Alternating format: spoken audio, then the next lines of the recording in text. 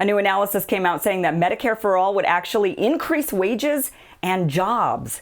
This is a bombshell for those who've been talking against Medicare for All for a variety of reasons. You got the normal criticisms of Medicare for All would ruin our health industry. There would be a loss of jobs. It would cost a lot of money. Wages would go down because it's all government controlled. Well, a new analysis has come out. So we're going to go over this Newsweek article here. It says Bernie Sanders' Medicare for All policy would likely increase wages and create jobs, new economic analysis shows. A new analysis of the economic impact of Medicare for All healthcare reform, like the signature policy proposal of Democratic presidential candidate Bernie Sanders, suggests that such a plan would not only increase wages for workers, but also create additional jobs. Goes on to say critics argue that such a policy would lead to mass job loss and be an economic drain on the country. But the new analysis published Thursday by the Economic Policy Institute, EPI, suggests the opposite would happen. It says it would be unambiguously positive for the labor market in the U.S., leading to a boost in wages and salaries, as well as an increase in job quality, while producing a net increase in jobs.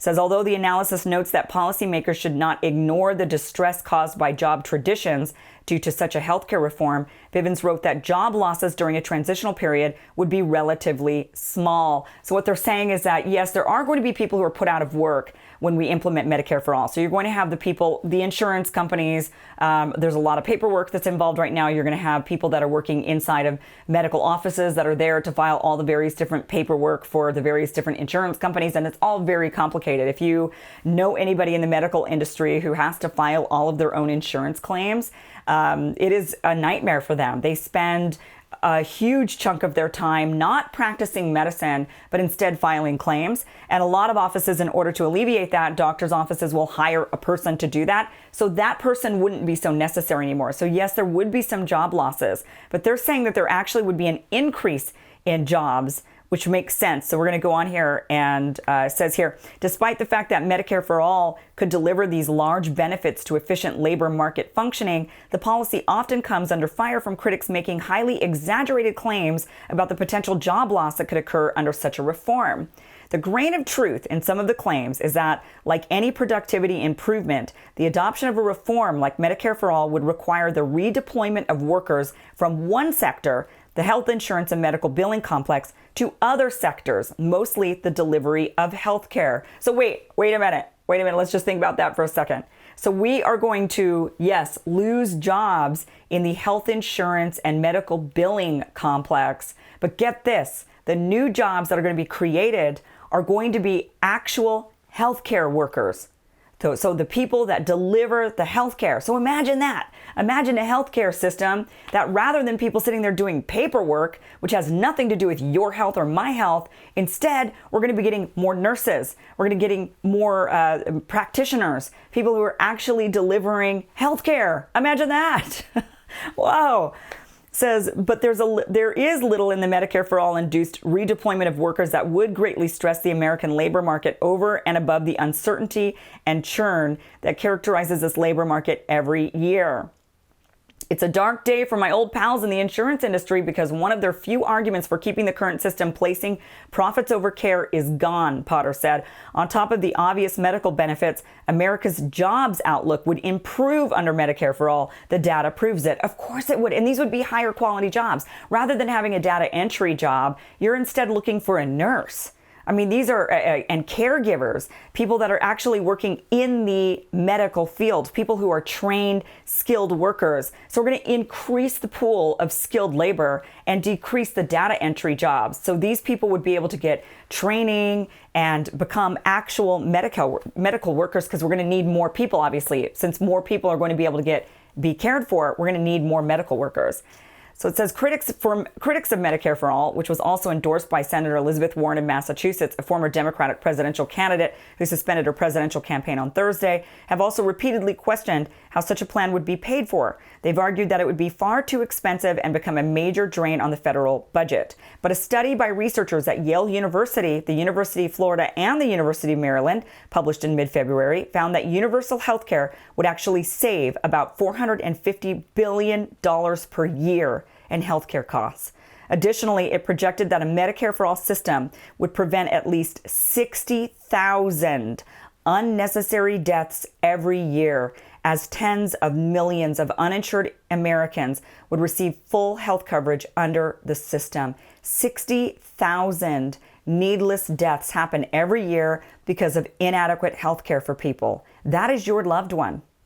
Your loved one is dying because they're not getting access to adequate health care. And even people with health insurance, a lot of them don't go because the copay is too expensive and they're on fixed incomes, especially the elderly. This is a real problem. It says here, our study is actually conservative because it doesn't factor in the lives saved amongst underinsured Americans, which includes anyone who nominally has insurance but has postponed or foregone care because they couldn't afford the copays and deductibles. So there it is.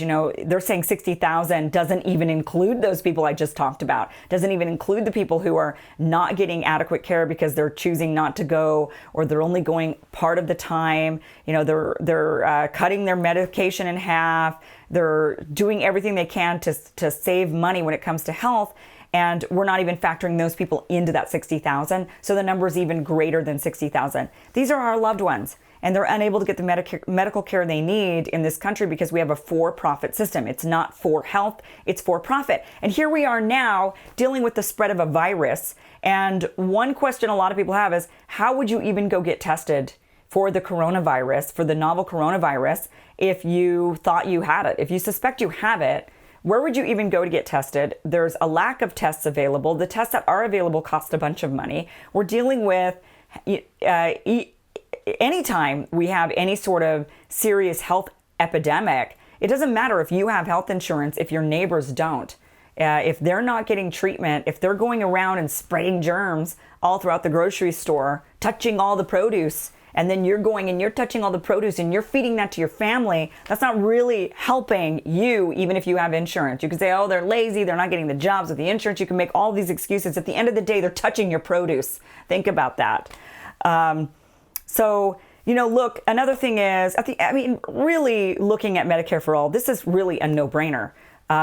Every other developed country in the world has this. We are not so exceptional that we cannot figure this out. In fact, if we are exceptional, we should have been the first to figure this out. Instead, we're the last to figure it out, and we point at all these other societies and we make all these ridiculous claims like, well, the reason why they can have it is because they're a homogenous culture. I hear this one a lot, like Denmark. Oh, well, Denmark's homogenous. Okay, but Europe is not. And all of Europe has some kind of Medicare for all the European citizens. From country to country, they've been able to figure this out with different cultures, different people, different languages, and yet they've all been able to figure it out. So the argument of the homogenous culture is ridiculous.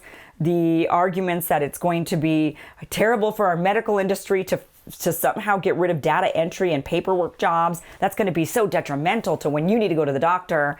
Those arguments don't even hold up.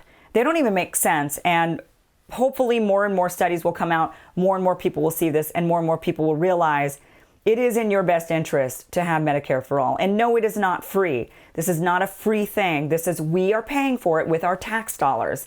We just want to see our tax dollars go to things for the people. Right now, we pay tax dollars out every single year. We're paying all these taxes. And what are we getting for it? What are we getting for these taxes? Those are the questions we need to be asking. So this is not free. It's our taxes, but it ultimately will be less money than what we're all paying now, and more jobs, higher quality jobs, better pay.